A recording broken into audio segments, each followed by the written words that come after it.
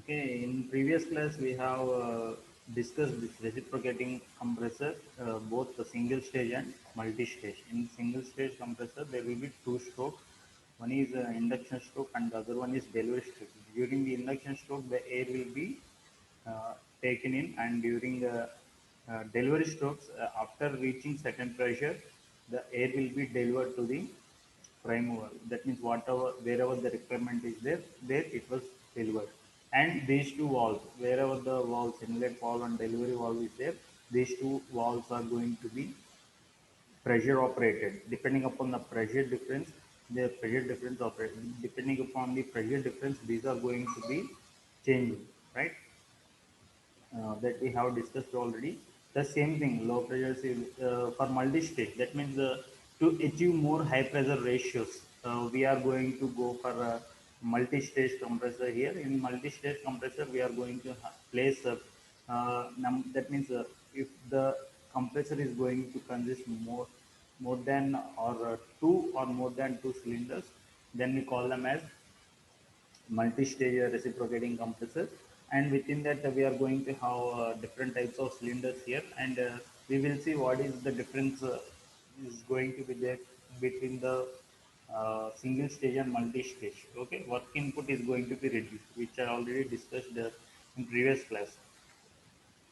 Coming to rotary compressors, we are going to have mainly the rotary compressors are mainly distributed or classified into two types. One is displacement or positive displacement compressors, and the other one is steady flow compressors. In this displacement compressors, why we call this as positive displacement compressors?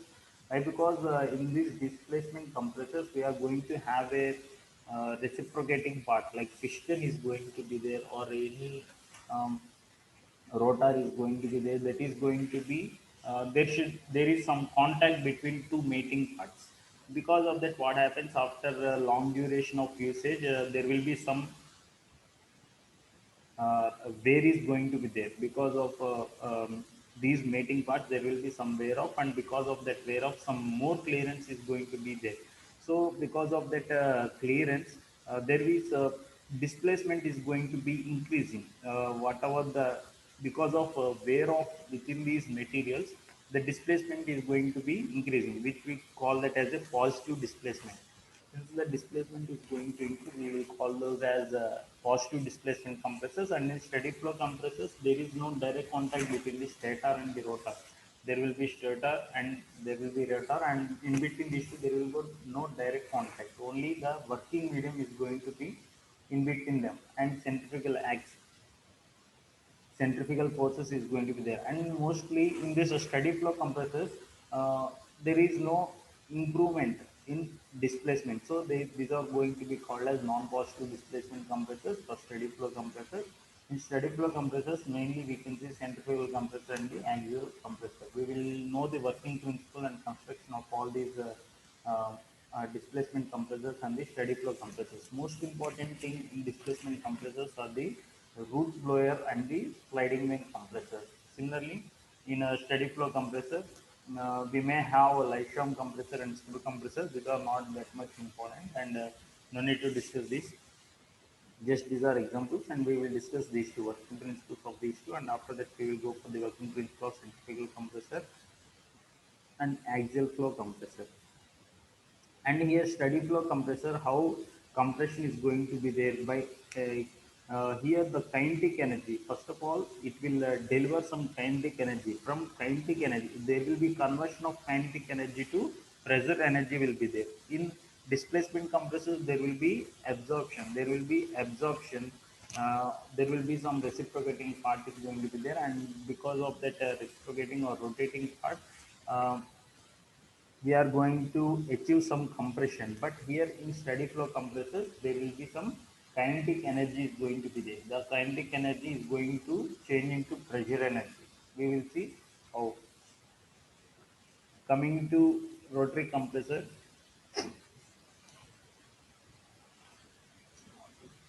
One minute, please.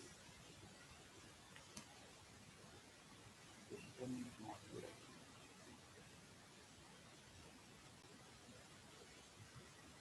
Okay, see here in rotary compressor, we already said there will be four types.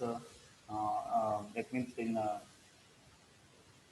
these those are rotary roots blower and the vane type blower, and also we have Lysholm compressor and screw compressor. Out of these four, the two things are very important, which is roots blower and vane type blower.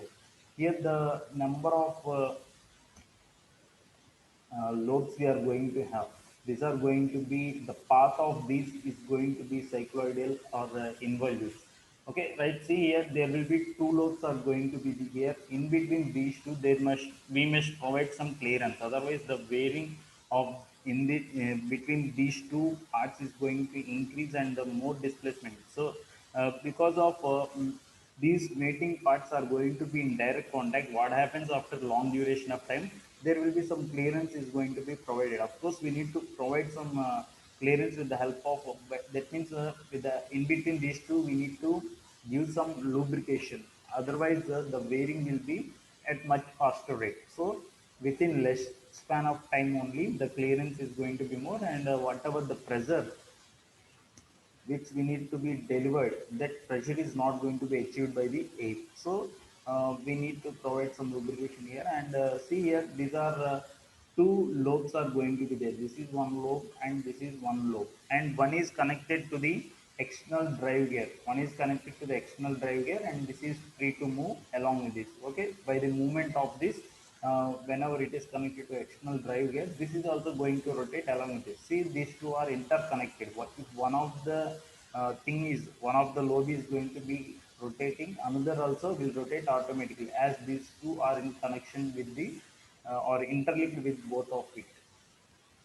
So whenever we need to require some compressed air, then we will send some compressed air through the inlet, and because of reduced volume, here the volume is going to reduce. See, if the whatever the air is going to be here, that is going to be under compression here. Okay, whatever the air is going to be there, that is going to be under compression here. So because of the rotation, and as the volume is going to decrease here, the pressure is going to increase here. So since the pressure increases, the temperature according to the pressure also increases. So the reduction in volume, okay, whatever the air is going to be there, that is going to be increased here. So whatever the increased pressured air is there, that is going to be received at the discharge here. So there are two lobes. One is going to be driven with the help of motor, and the other is going to be in connection with this. So that one is, if this is going to rotate, this automatically will rotate. So see, these two axes are perpendicular to each other. One of the axis is perpendicular to the another one. So these are going to be moving or rotating in a particular direction, which we call this as a roots blower. And per cycle, how many times it is going to discharge or receive compressed pressure per cycle? It will deliver four times. It will deliver four times the discharge or compressed air to the receiver, right? For every lobe, okay, for one revolution, four times it is going to discharge the compressed air to the receiver. That is the roots blower here. That is the working principle of roots blower. Simple here. We are going to have two lobes. One is going to be driven by the motor, driven by some external motor, and another free, which is free to move, is going, another load is going to be there. And whenever the motor is going to rotate this one along with this lobe, this is also going to rotate, and whatever the path is going to be there, that is cycloidal or involute. That means they will follow a cycloidal path, and air is going to be compressed here. Whenever as the volume reduces, the air is going to be compressed here, and the compressed air, which we call as pressured air or compressed air, we are going to get to the receiver. That's the working principle of road blower. Next, coming to vane type blower. See here, there will be some vanes are going to be there. The here there will be inlet is going to be there, and there will be discharge is going to be there. See here, we are going to have some rotor is going to be there. To that rotor, some vanes are going to be there, some vanes are going to be attached. and the design of these veins are in such a way that these will automatically increase or decrease their length.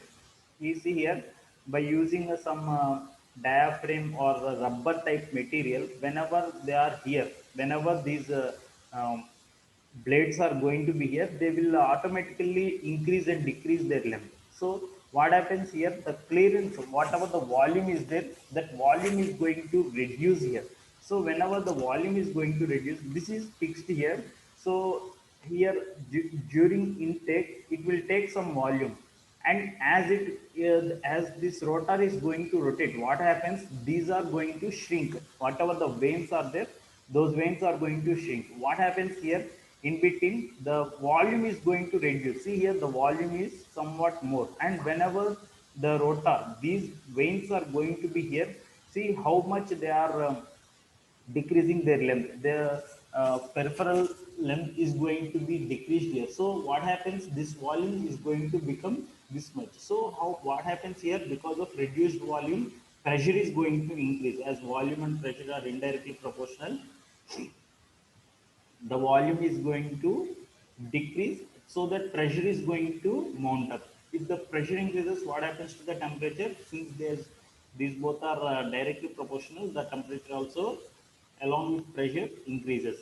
So here the veins are doing the most important thing here. Okay, there are a lot of veins arranged throughout the periphery of the, or periphery of the, this rotor, and as these are going to rotate with the rotor, these veins are going to shrink, and wherever these are here, they will deliver the air through the discharge, and again they will increase their length here. Okay, these are spring operated or rubber type material are going to be used for the making or for the fabrication of these veins here.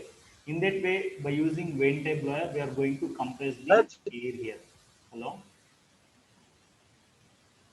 Okay, so in that way, by using this vein type blower, we are going to reduce the volume, and also to compress the air, and in that way we are going to deliver some pressurized air or compressed air to the receiver. So that's the working principle of vein type blower.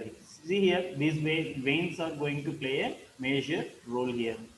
Since these veins are going to increase and decrease their length, creating much volume, that means here the volume is going to be reduced here, so that pressure is going to be mounted up. That pressurized air is sent to the discharge, sent through the discharge to the receiver. Okay. Next, coming to centrifugal compressor. I already said. 1 minute.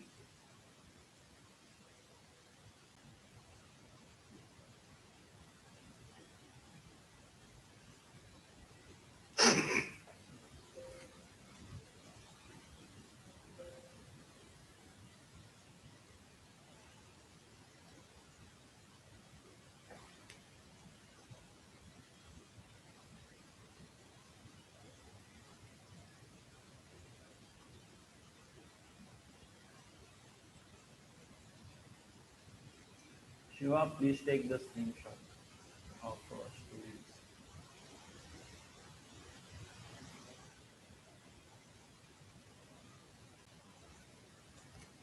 Okay, next coming to the rotary compressors. In that rotary compressors, we are going to discuss axial flow compressor here. Previously, we have discussed centrifugal compressor. In that, there yes, will sir. be Done, sir.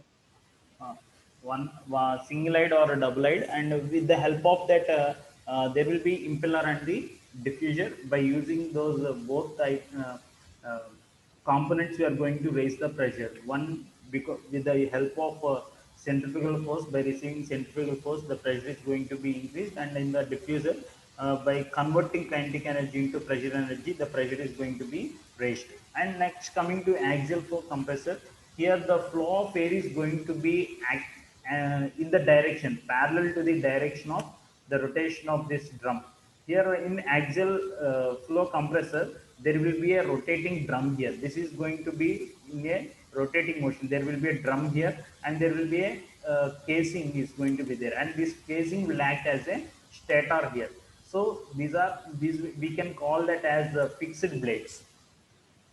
Okay, we can call these as fixed blades, and we can call these as rotor blades, okay, or rotating blades. On this rotating drum, these rotor blades are on both sides are going to be attached. So this is throughout, since it is a cylindrical, there will be set of blades are going, there are a lot of number of rows of blades are going to be there on this rotor.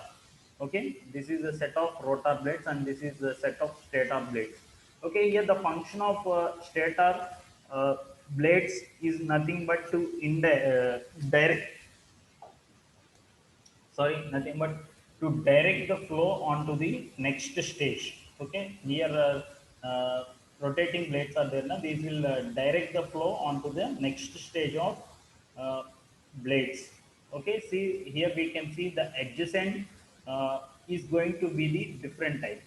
For suppose if we are going to have stator, adjacent to that we are going to have rotor here, and again adjacent to rotor blade we are going to have stator. So we will call the set of stator and rotor as one stage. So the number of stages in this axial flow compressor is going to vary from 5 to 14 depending upon the pressure requirement. If you want to improve the pressure ratio, that means if you want to go for high pressures, then we need to improve, or we need to go for more number of stages. Okay, generally in this type from 5 to 6 stage compressor, we will achieve 4.5 is to 1 pressure ratio. And if the axial flow compressor, that means the pressure ratio should be high, that means the